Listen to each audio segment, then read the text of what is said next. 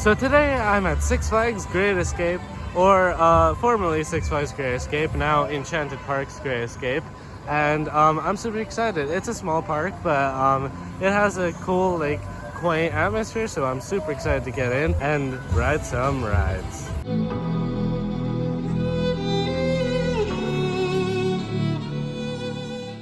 Alright, just got in the park, and oh wow, look at this entrance. It's so quaint. I love it so much. Yeah, so since it's the morning, of course, I gotta go on the Fun Time booster, Adirondack Outlaw. I'm so excited.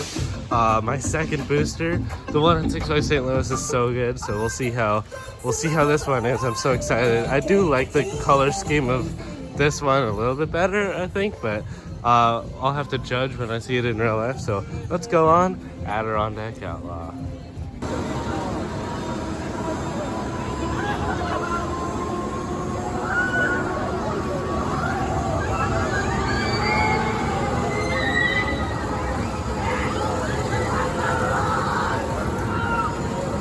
Alright, just got off of Adirondack Outlaw, and I was expecting Catwoman's Whip at Six Flags St. Louis, and I have to say, compared to that, this one is very tame. I don't know why. I don't think it's different at all. There's a couple differences that I noticed, but definitely nothing like major compared to the ride. So I don't know why this one was more tame. I feel like maybe it's running a little bit faster so the seats don't flip so much. I have no idea, but definitely way more tame than the one at Six Flags St. Louis, which is kind of sad because I love Catwoman's Whip and I was expecting that this one was as good, but it's not nearly as good. But the one difference is down there. Usually I always complain on Catwoman's Whip about the floor being so noisy. This one was like really quiet. They definitely did something different here, and hopefully they do that at Six Flags St. Louis because that one is so noisy. Anyway, since we're here, we might as well take a quick ride on Canyon Blaster, which opened here in 2003, but actually originally operated in Opryland in Nashville, Tennessee. I think it opened in 1972. So yeah, a relocated aero mine train, and apparently people don't really like it that much. Apparently the helix is the best part, but you know, let's go take a quick ride on Canyon Blaster and see how it is.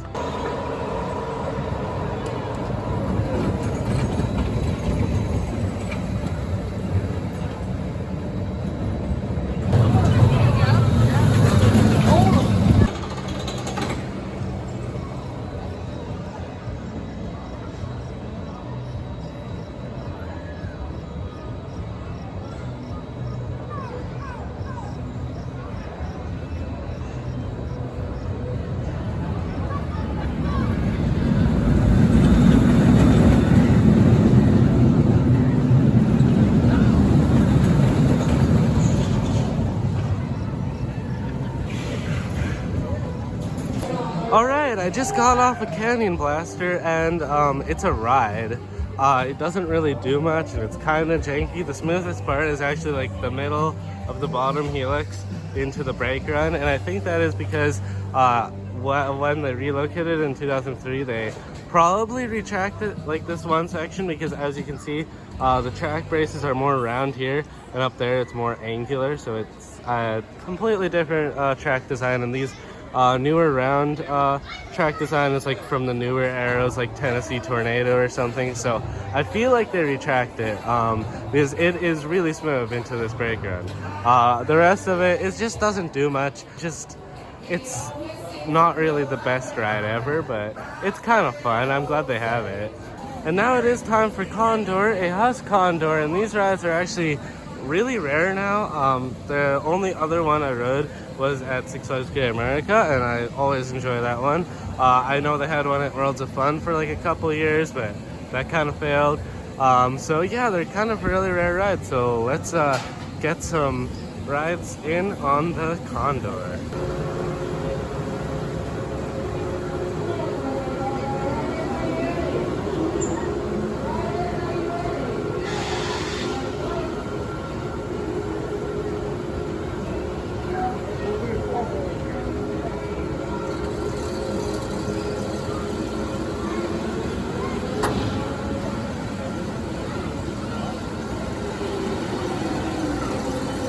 Alright, just got off of Condor, and that is a very, very strange ride. It did not know at all what it wanted to do. It was like slowing down and then speeding up, and then the main like spinning thing was slowing down and speeding up. Something was definitely wrong with it, or maybe it's supposed to do that, but it was definitely weird. I think I still prefer the one at Great America though, but it's still a good ride and it's rare, so that's kind of cool. And now it is time for Steamin Demon, another relocated aero coaster, originally opening at Pontchartrain Beach in 1978. And then in 1984 it got relocated here, and I've heard some very, very bad things about this coaster, so I'm very excited to ride it. I usually like the old aero coasters. There's a couple that are pretty bad that are really rough, but some of them are actually kind of okay, like Ninja at Six Flags St. Louis, that a lot of people say is really, really bad. So I'm very intrigued to see if it's bad or not. So let's take a ride on Steamin Demon.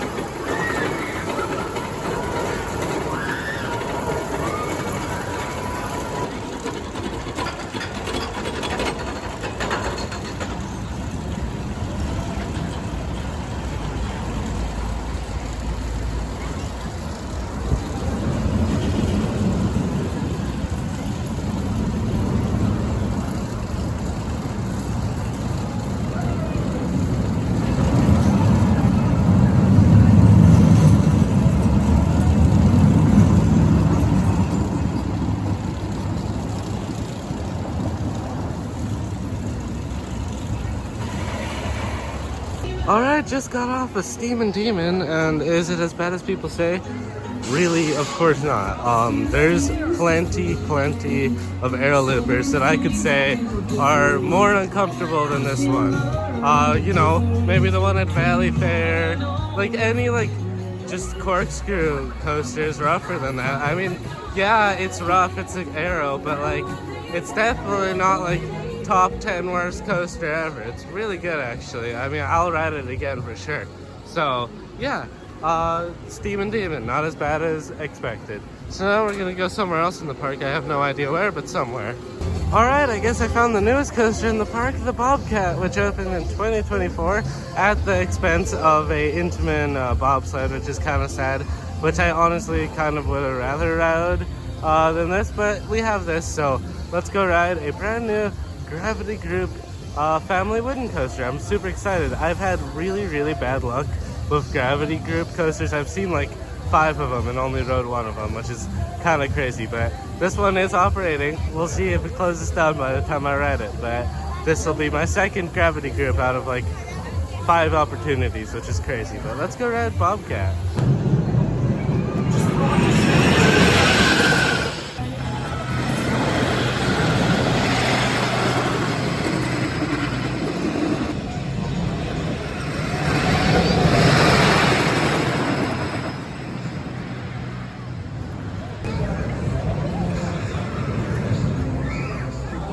Alright, just got off of Bobcat here, and that is actually a really fun little ride. Definitely different than I expected, but I expected a little bit more because a lot of people rave about these Gravity Group family wooden coasters. It's definitely not as intense as I thought it was going to be, but it's definitely still a fun little ride. It still does have some pretty good airtime for a family coaster. It's really smooth. The trains are cool. Those are my first Timberliner coaster, and it's actually interesting, the restraints, how it works, but actually really good. Yeah, I think it's a good replacement for Alpine Bobsled. I'm glad Gray Escape got this coaster, even though I wish they kept the bobsled and put this somewhere else, because they do need a lot more coasters here than just quality. I'd rather have them have more quantity of coasters, but overall Bobcat's a really cool little ride. Definitely very fun. I love it. And from one wooden coaster to another, now it's time for Comet, another relocated wooden coaster. But this one's very iconic and very old, and actually I've heard very good things about it, so I'm super excited to ride the Comet, so let's go ride Comet.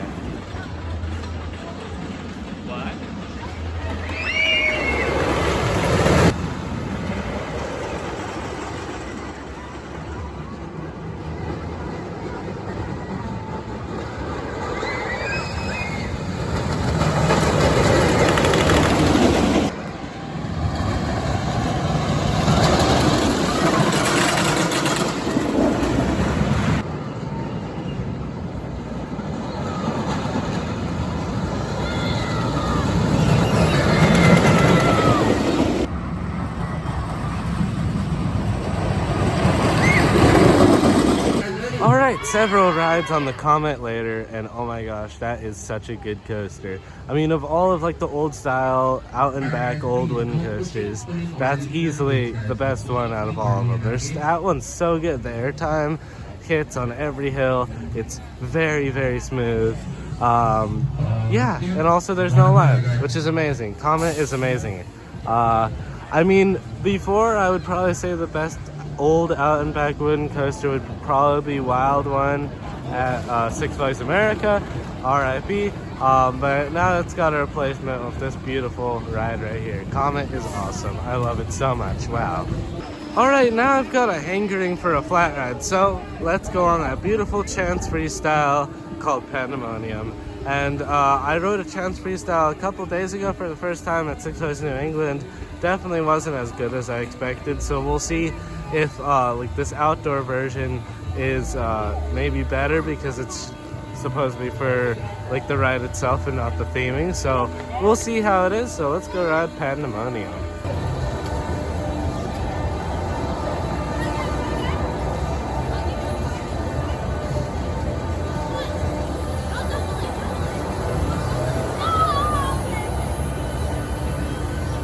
Alright, just did Pandemonium, and it had exactly the same cycle as Cyborg Hyperdrive down at Six Flags New England.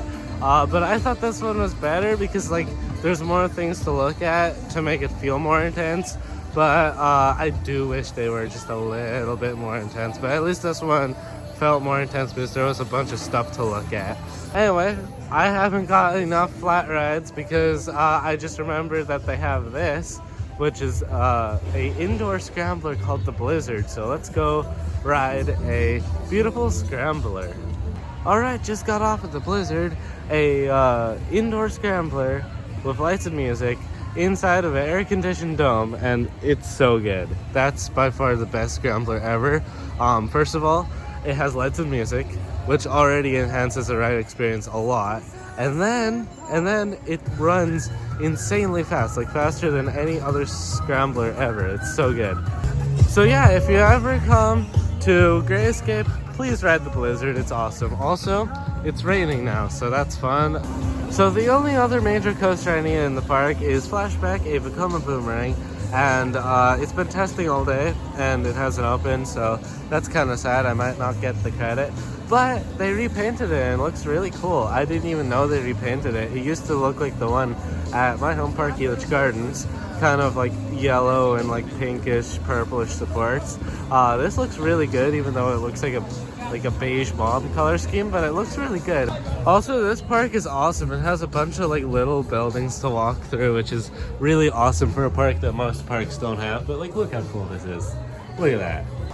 So now it's time for Sasquatch, a S&S drop tower, and this one was actually relocated from Six Flags New Orleans after the hurricane, and yeah, that's really cool. So another Six Flags New Orleans ride I'm gonna ride. There's a couple around the Six Flags chain, like the Katy Coaster at Magic Mountain or something, so that's really cool. So let's go ride Sasquatch. Alright, just got off a Sasquatch launch tower, and average S&S launch tower. The only thing cool is the theming and that it was from Six Flags New Orleans. Yeah, it's a fun ride. The color scheme is actually really good. Definitely better than the one at Six Flags New England I rode a couple days ago. I don't know what was wrong with that one. It didn't do much at all. But yeah, that was really good. Now I think I want to go on Thunder Alley right there. Just like some car ride. So let's go ride some cars.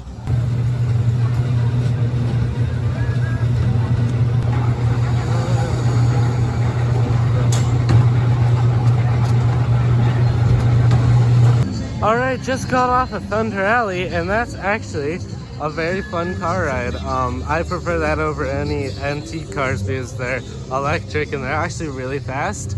So that was very fun. And guess what? I seen people on Flashback, so let's go ride the Vekoma Boomerang. I'm so excited. I thought I was gonna miss out on that credit, but I got it. So let's go on Flashback.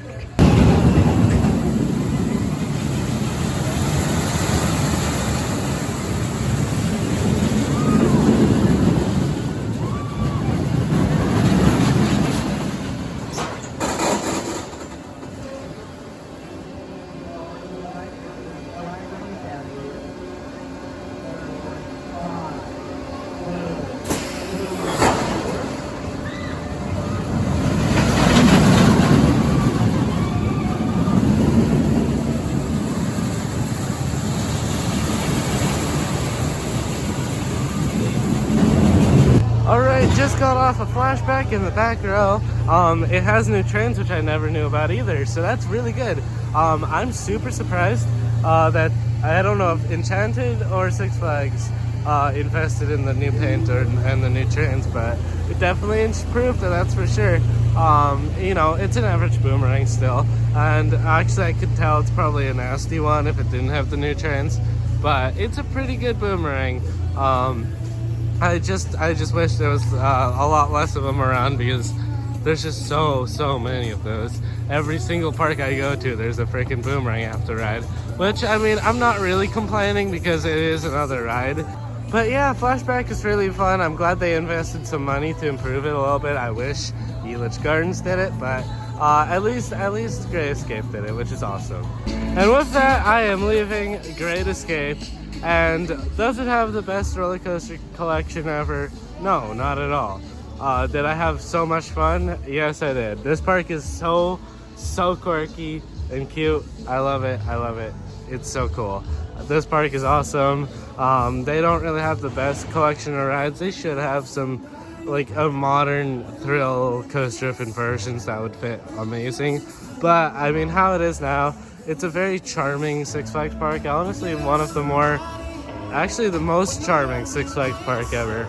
It's really charming, and I feel like, you know, you can always have a good time at this park. It's awesome. It's really cool. Anyway, that's all for today. Hope you guys enjoyed this video. Please like and subscribe, and coaster. Bye.